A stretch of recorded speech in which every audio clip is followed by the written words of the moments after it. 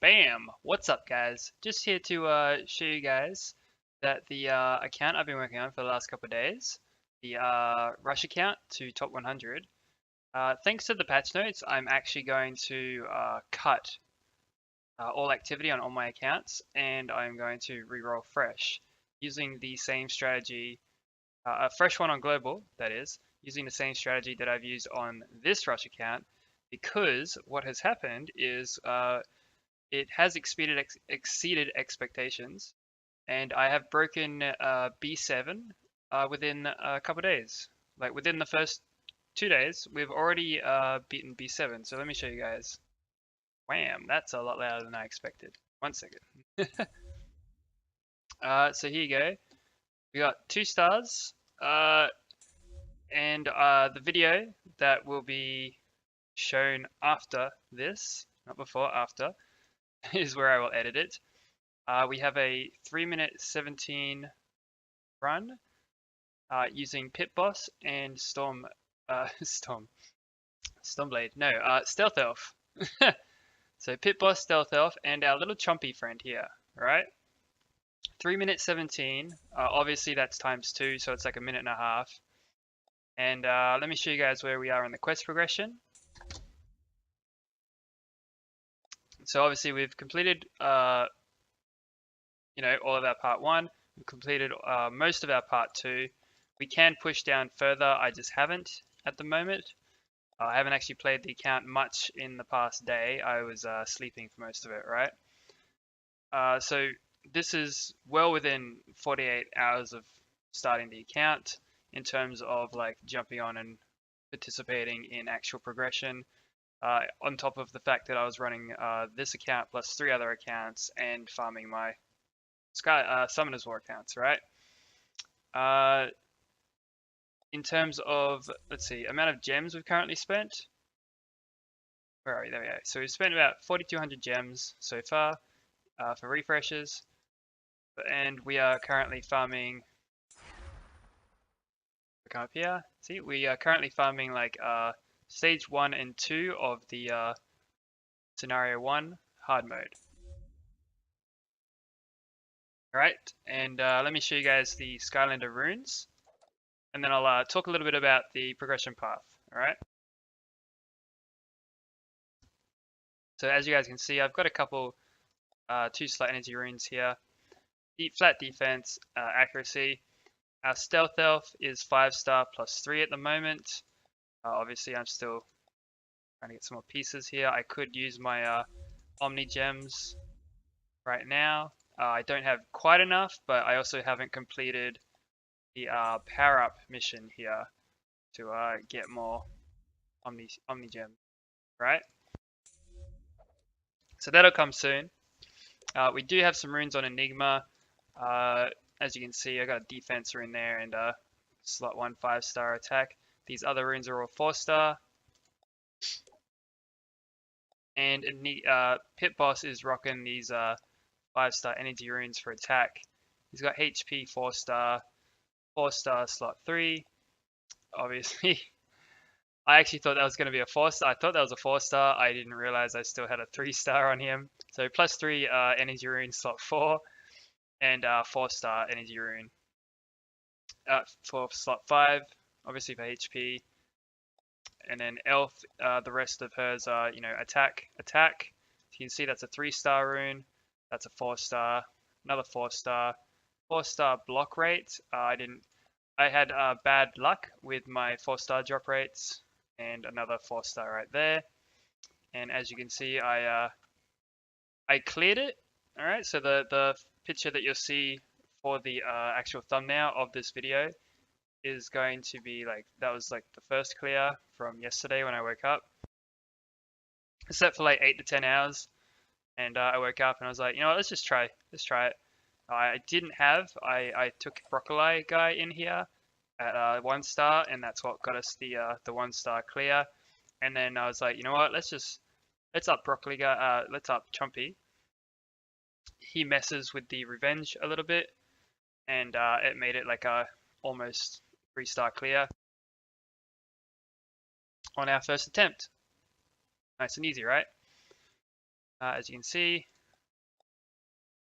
I can power him up further. We have plenty of chompy pieces just from grinding our 4-star energy runes and for our 5-star energy runes.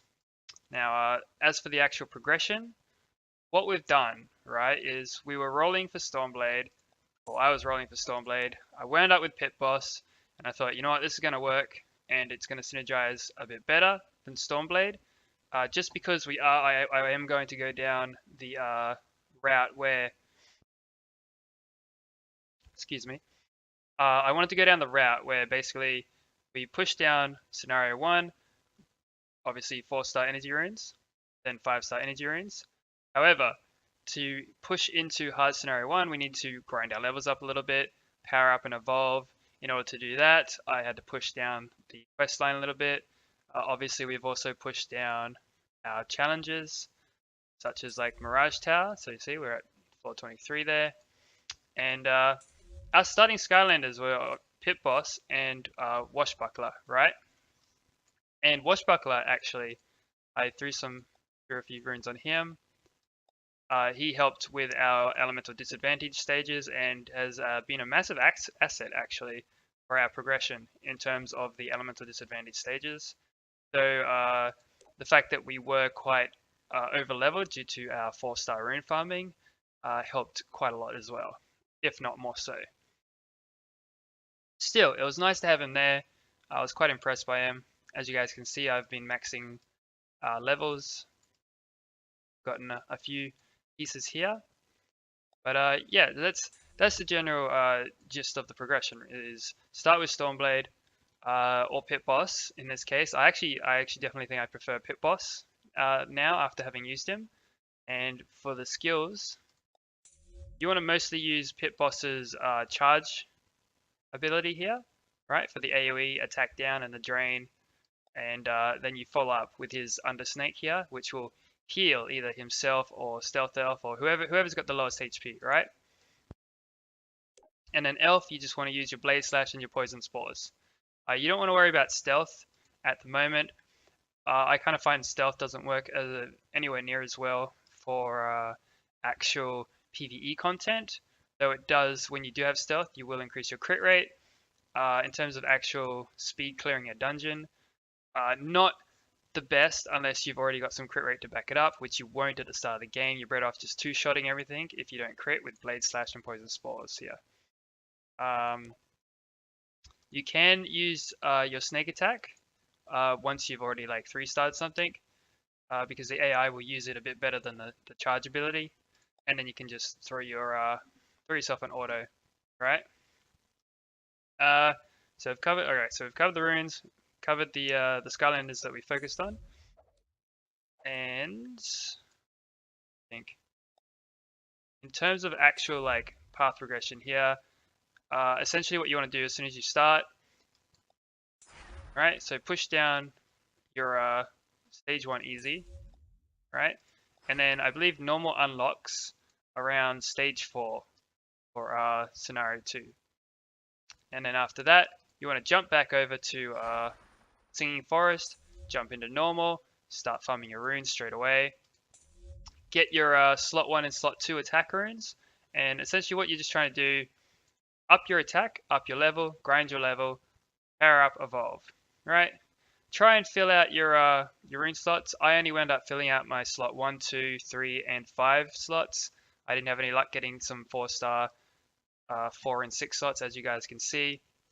And I just settled to use a couple 3-star runes that were, you know, I threw them aside. Yeah, but because of the patch coming out, I've decided that I'm going to abandon every other account, and I'm gonna either stick with this one or start fresh. I think I'm probably gonna start fresh, throw this account away as well. Brand new global account, because what they're doing, right? So I've got the update info here. I just want to double check that's showing. Yep. I've got the update info here for version 1.07, as you guys can see just over on, well, your right, I guess. And, you know, we're getting the 2 new Skylanders. Okay, cool. We're getting the new episode dungeon. All right, cool. Now, energy costs of, oh sorry, the cost of gems is getting halved. All right, that's going to be huge for a free-to-play player, and especially for a new start. That's not the only reason I want to do a fresh start. All right, it's not just the energy. If it's just the gem cost, I've only spent about 4,000 gems. It's not a big deal.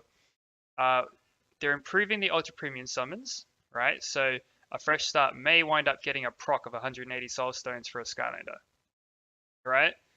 So this could be huge for a fresh start, right? The leader skills are going to help a lot. So obviously Stormblade, uh, Stormblade's probably going to have the better leader skill, though it is only 5% evasion. I'm pretty sure it's evasion, right? Obviously Pit Boss will start with immunity to poison, so it's a toss up there. Because Pit Boss is a bruiser, he is going to be a lot more efficient at staying alive, plus he brings that heal. Pit Boss heal combined with Broccoli Guy's heal, very solid, very, very solid, especially if you farm up Food Fight later for B8, as I've done on another one of my progression attempts. Food Fight, very solid monster in terms of keeping your team alive, right? So I could potentially see Food Fight, Pit Boss, and Broccoli Guy being a real pain in the ass in, well, maybe not Arena because of the current bomb meta, but you know, in terms of PvE progression, I could see them synergizing quite well together. Obviously, elemental advantage, disadvantage needs to be taken into account there. But in terms of our early progression to B7 to get started on those 6-star runes, if you guys want to farm B7 rather than skipping skipping B7 and going straight into B8, then you know there's that option there, all right? But so we've got those two bonuses, obviously. So the half mana cost or half gem cost at the moment, they still haven't fixed the energy regeneration problem, which is something they need to do, right?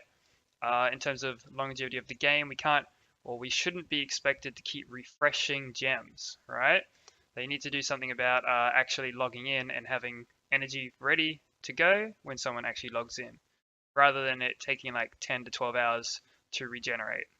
At some point, we will be high enough level that our energy cap is going to be so high that we will never have a full energy bar at this rate, just by our natural energy regeneration, right? Anyways, as you can see here, we've got some balance modifications for the other Skylanders, which is fine.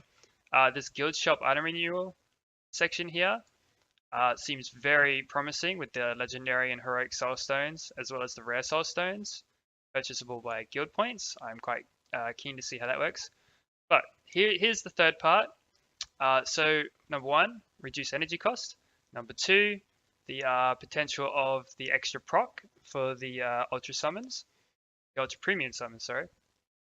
And as you can see here, number 7, it says here, change rewards for the Mirage Tower as listed below. So 3rd floor reward is going to be a premium swap scroll, 13th rare swap scroll, 23rd ultra premium ticket, 43rd ultra premium ticket, and so on. So if you've already done the Mirage Tower for this month, you're going to miss out on these unless they send them out to us in our inbox, which they're probably not going to do because based on the last change that they did to the scenario, when they changed it from when global and EU servers came out, they changed it, the scenario rewards, and we didn't get compensated for those changes. So since I've got this like 2-day-old account, I know that I can progress very quickly after the last couple of days, straight back to B7, and then within the week I'll be back to, because the original goal of the account was to break into top 100 within the week, right? Based on the fact that we hit B7 so quickly, I feel like if we got lucky with our runes and we farmed up the Skylanders we wanted to farm up, then that'd be pretty easy.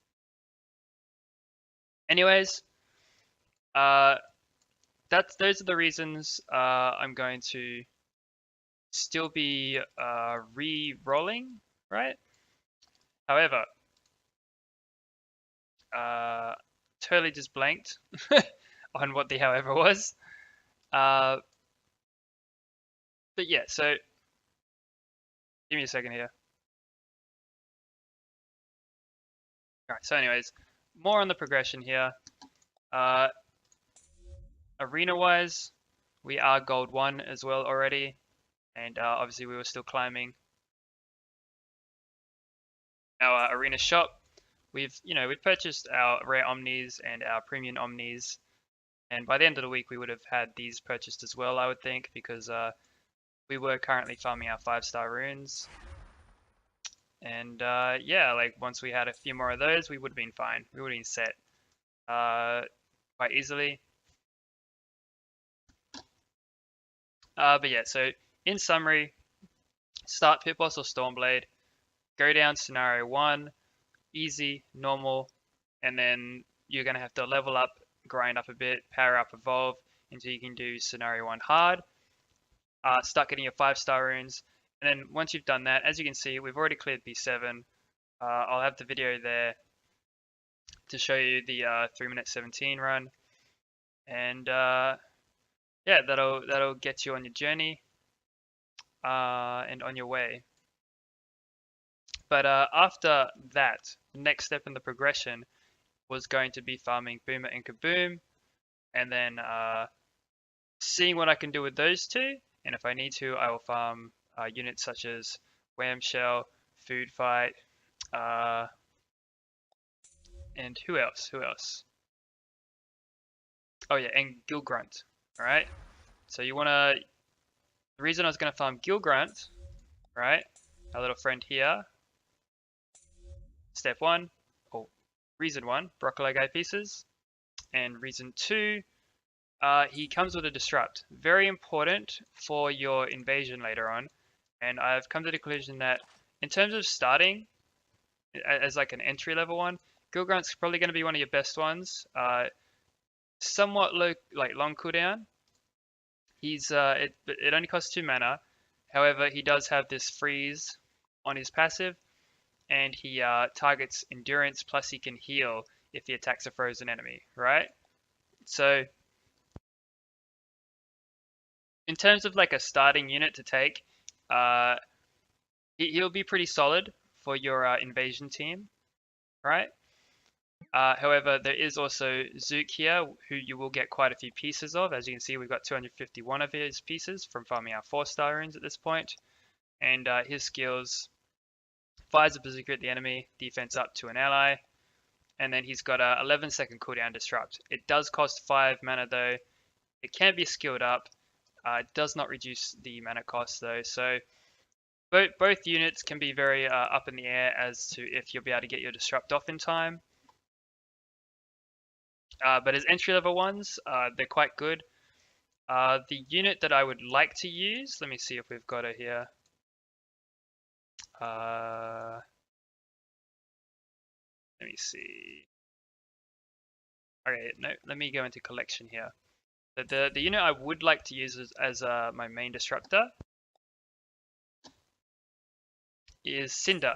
So right here we've got Cinder, and the reason why is because she has a 1 mana cost, 10-second cooldown disrupt, and obviously when awakened it turns into a defense ignore. So defense ignore, drain, disrupt, 10-second cooldown, and as you can see, attack and defense buff when an enemy is defeated. Obviously that's not going to be too good in invasion unless I guess Cinder attacks the adds, but this skill 1 right here I feel like would definitely be worth it, even against the elemental disadvantage boss, as long as you'd probably have to build a tanky for that, but in terms of like general usage it's going to be very useful. So let's see, undead, good against life and earth, I'm not too worried about that, but the magic boss and the do we call him a lobster? No.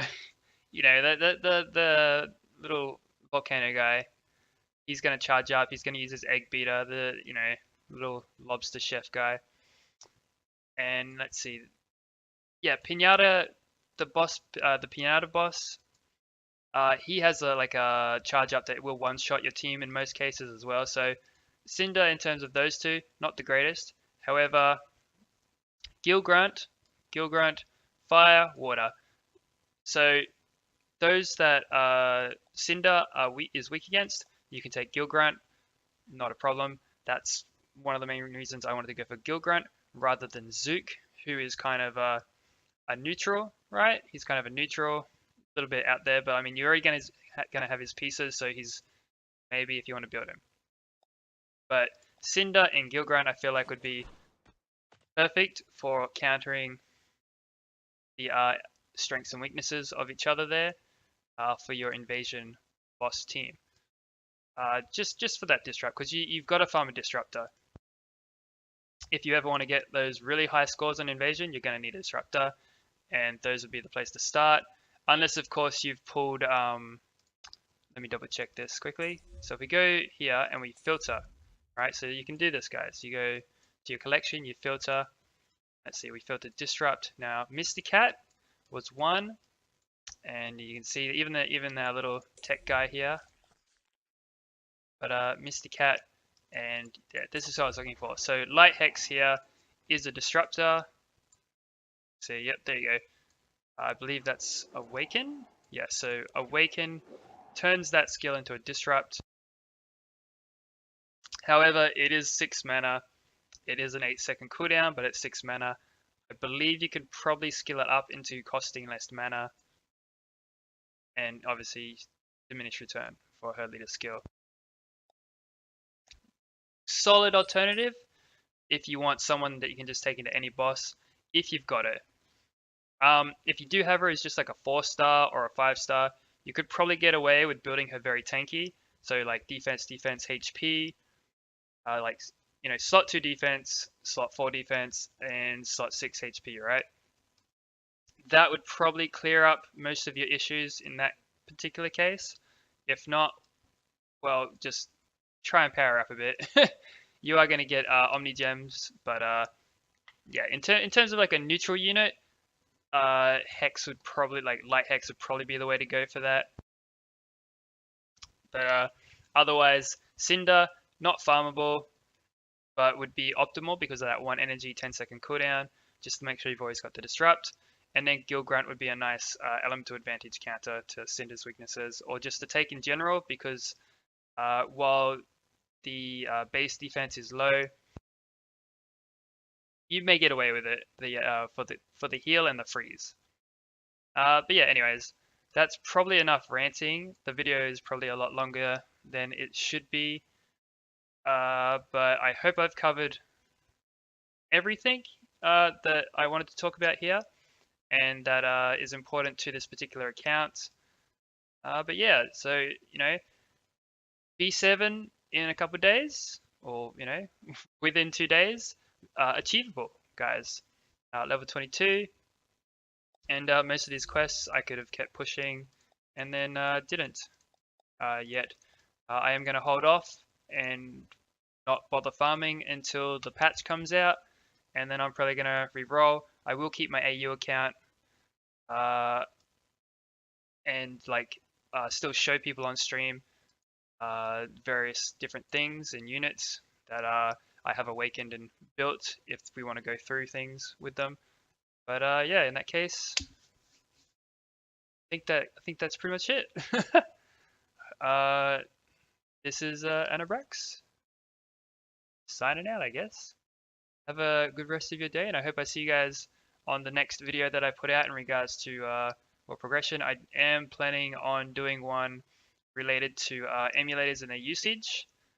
It will be a lot shorter than this one because I recently received official communication about it from Puffy, and because she went and asked about it for us relating to like emulators and their usage, and so I'll cover her answer on that shortly, and give you guys a little walkthrough. Though of course, in that regard, I do always recommend stick to your phone if you can. It is always safer for your account. And yeah, peace out, guys.